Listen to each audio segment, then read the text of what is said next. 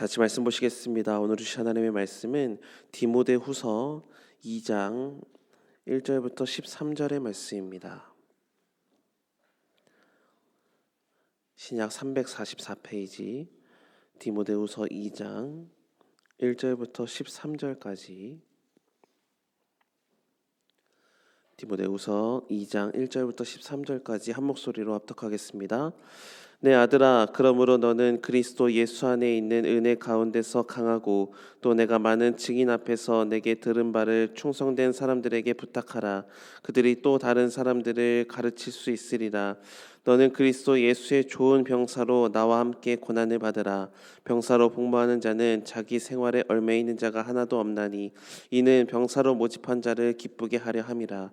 경계하는 자가 법대로 경계하지 아니하면 승리자의 관을 얻지 못할 것이며 수고하는 농부가 곡식을 먼저 받는 것이 마땅하니라. 내가 말하는 것을 생각해보라. 주께서 범사에 내게 총명을 주시리라. 내가 전한 복음대로 다윗의 씨로 죽은 자 가운데서 다시 살아나신 예수 그리스도를 기억하라.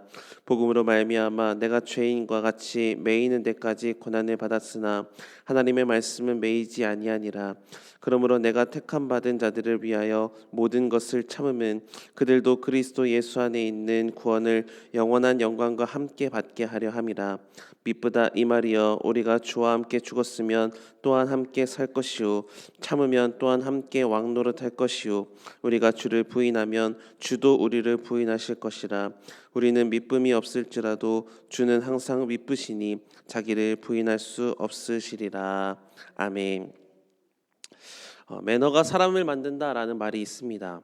이 말은 사람의 겉모습보다 그 사람이 갖추고 있는 태도, 예를 들면 말투 하나, 행동 하나, 반응 하나에 매너가 있다면 그 사람은 괜찮은 사람이다, 이렇게 평가를 받게 된다라는 건데요. 그러니까 사람이 보여주는 태도를 통해서 그 사람의 됨됨이를 볼 수 있다라는 겁니다. 근데 신앙생활에서도 마찬가지입니다. 그리스도인이 갖추고 있는 태도는 단순히 예배를 드릴 때, 교회 안에 있을 때, 이때뿐만이 아니라 삶 전체에서, 심지어 교회 밖에서 우리의 믿음을 드러낸다라는 거죠. 결론부터 말씀을 드리면 예수를 믿는 사람이라면 우리는 세상 속에서도 예수의 태도가 있어야 된다라는 겁니다. 그렇다면 성경이 말하는 예수의 태도, 그리스도인이 갖추어야 될 태도는 무엇일까 살펴보려고 하는데요. 오늘 본문에서 바울은 사랑하는 제자 디모데에게 세 가지의 믿음의 태도를 말씀하고 있습니다. 바로 군사처럼, 경기자처럼, 농부처럼 살라라는 겁니다.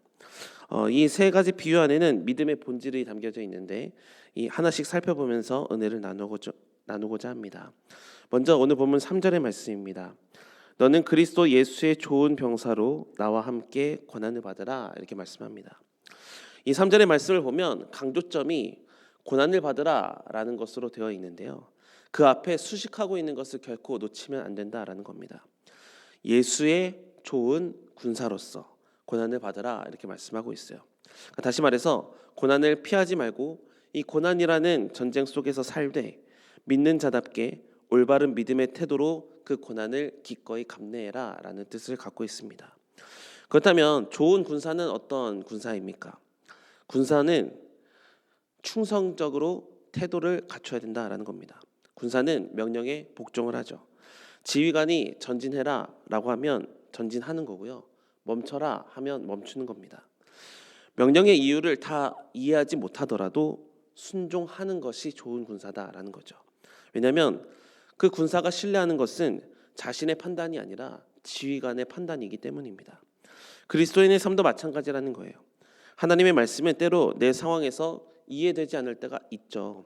그러나 믿음은 이해하고 믿는 게 아니라 믿으면 이해되어지는 겁니다. 그래서 이해로 사는 것이 아니라 신뢰로 살아가는 것이 믿음의 삶이기 때문에 하나님이 말씀하시면 그대로 따르려고 순종하는 것이 참된 군사의 태도다라는 겁니다. 또한 4절의 말씀을 보면 군사는 이렇게 얘기해요. 병사로 복무하는 자는 자기 생활에 얽매 있는 자가 하나도 없나니 이는 병사로 모집한 자를 기쁘게 하려 함이라, 이렇게 말씀해요.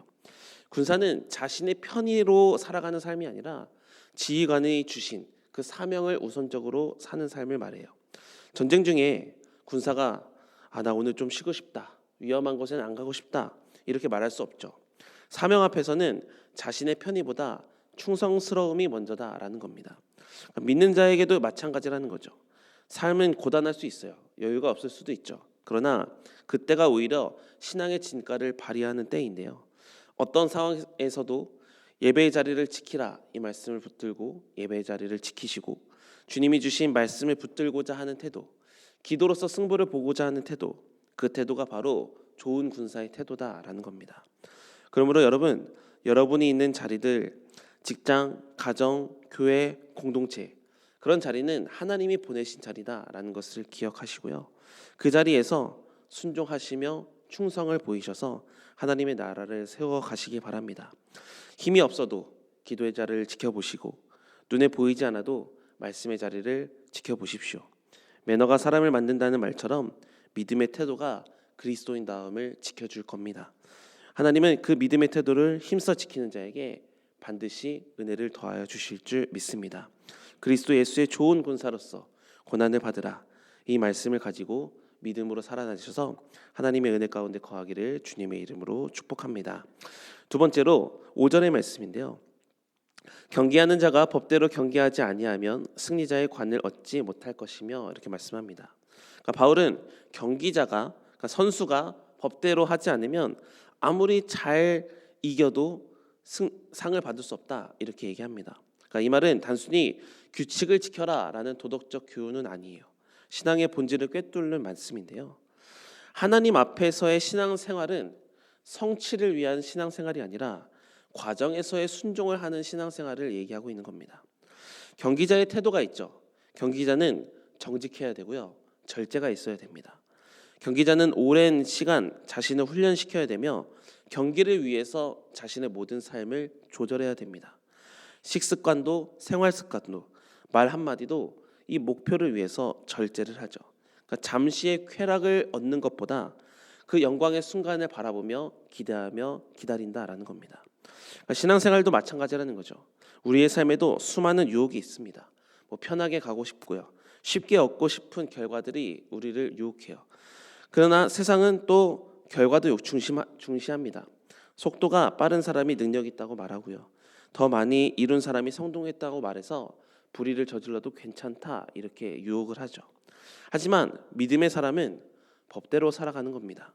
하나님의 말씀이라는 규칙 안에서 그냥 정직하게 하루하루 걸어가는 겁니다. 그러니까 이 말을 다르게 표현하면 하나님은 속도가 아니라 방향을 보시고요.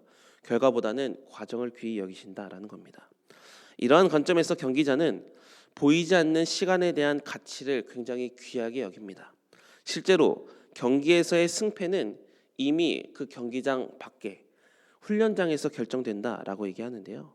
그가 경기장에 들어가기 전에 아무도 보지 않는 곳에서 얼마나 땀을 흘렸는지, 얼마나 훈련을 했는지에 따라서 그 경기 결과가 달라진다라는 겁니다. 신앙생활도 마찬가지인 거예요. 사람이 보지 않아도 하나님 앞에서 그저 정직하게 살아가는 삶이 결국 우리의 믿음을 증명하게 된다라는 겁니다. 그래서 바울은 디모데에게 이렇게 권면하는 겁니다. 법대로 해라. 그러니까 하나님의 말씀의 원칙대로 살아가기를 힘쓰라. 그 길이 비록 느릴지라도 그 길이 돌아가는 것처럼 느껴져도 결국 그 믿음으로 하루하루 걷는 길이 믿음의 승리를 이루는 길이다. 그러니까 세상에서의 경기는 관중의 박수를 위해 경기를 하지만 신앙의 경주는 결국 하나님의 인정을 받기 위해 달리는 길이다. 그렇다면 사람의 시선을 더 신경 쓰기보다 하나님을 더 두려워하며 하나님 앞에서 살아가기를 힘쓰는 사람, 이것이 바로 믿음의 경기자의 태도다라는 겁니다. 여러분, 눈에 보이는 성과를 따라가기보다 하나님이 주신 과정을 성실하게 살아가는 여러분이 되시길 바랍니다.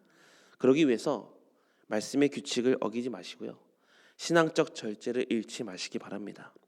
신학적 태도를 잃어버리고서 얻는 결과물은 축복이 아니라 저주입니다. 하나님을 기쁘시게 하지 않는 태도이기 때문입니다. 그러니 조금은 더디더라도, 조금은 어리석더라도, 조금은 고되더라도 하루하루가 믿음의 훈련장이다. 이것을 생각하며 하나님 앞에서 정직하게 절제하며 말씀의 원칙을 가지고 살아내기를 힘쓰십시오. 그러한 믿음의 태도를 가질 때 하나님은 우리의 삶에 의의 면류관을 반드시 씌워주실 것이고 그 태도 위에 하나님의 역사를 부어주실 줄 믿습니다. 마지막 세 번째로 6절의 말씀에서 이렇게 말씀합니다. 수고하는 농부가 곡식을 먼저 받는 것이 마땅하니라. 바울은 농부를 말씀하고 있는데요.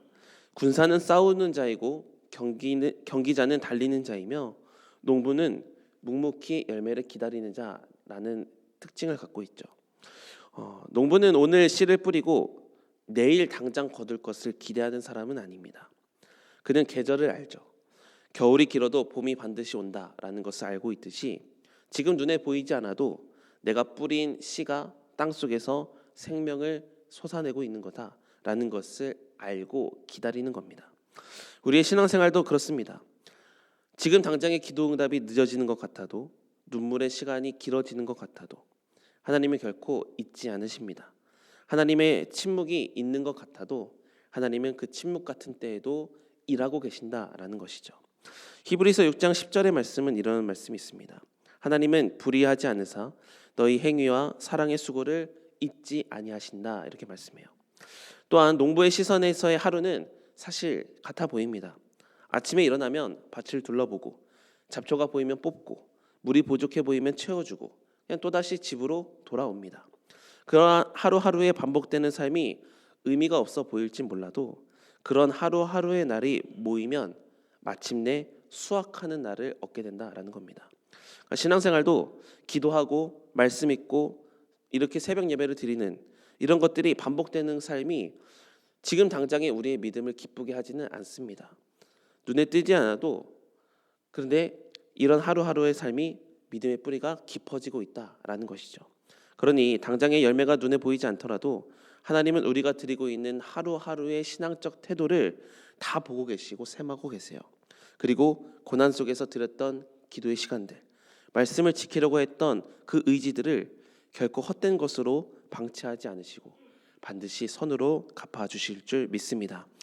사랑하는 성도 여러분, 신앙생활은 무엇을 믿느냐 이것도 굉장히 중요한데요. 어떻게 신앙으로 살아내느냐 이것도 굉장히 중요합니다. 신앙적 태도가 없는 신앙생활은 종교생활이다라는 겁니다. 그러므로 오늘 바울이 우리에게 권면한 신앙생활의 태도를 기억하시기 바랍니다. 때로는 군사처럼, 때로는 경기자처럼, 때로는 농부처럼 말씀으로 인해 또 말씀에 의거한 삶을 살아가려고 힘쓸 때 그 믿음의 태도가 결국 우리를 은혜의 자리로, 영광의 자리로, 영적인 승리의 자리로 이끌어줄 줄 믿습니다. 하나님은 충성된 태도를 갖춘 자를 결코 버리지 않으십니다. 또한 순종하는 자에게 화관을 씌워주시며 인내하는 자에게는 의의 면류관을 씌워주실 줄 믿습니다. 바라기는 여러분이 삶에서 나타내는 신앙적인 태도를 통해 세상의 모든 사람들이 예수의 향기를 느꼈으면 좋겠고요. 여러분이 지키려는 그 신앙적 태도를 통해 하나님이 쓰시는 역사를 체험하는 여러분의 삶이 다 되시기를 주님의 이름으로 축복합니다. 기도하시겠습니다. 하나님, 그리스도인으로 살아갈 수 있도록 은혜 베풀어 주시니 감사합니다. 그러나 삶에서 그리스도인답게 살아가는 것이 참 힘든 것임을 또한 압니다. 그래서 주님, 오늘도 은혜를 구합니다. 하나님, 세상에서 군사처럼 또 경기자처럼 또한 농부처럼 믿음의 태도를 갖추며 살아갈 수 있도록 우리의 믿음을 허락하여 주시옵소서.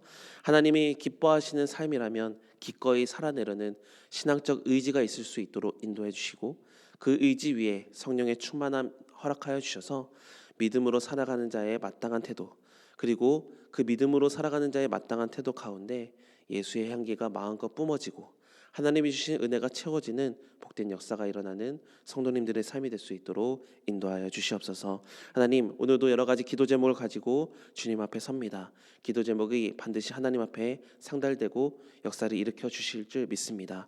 기대하고 기도하며 나아가오니 오늘 하루도, 아니 우리 평생에 기도하는 모든 것들이 하나님의 은혜 가운데서 채워지고 응답받는 그런 복된 삶이 될 수 있도록 은혜를 더하여 주시옵소서. 감사드리며 예수님의 이름으로 기도드립니다. 아멘.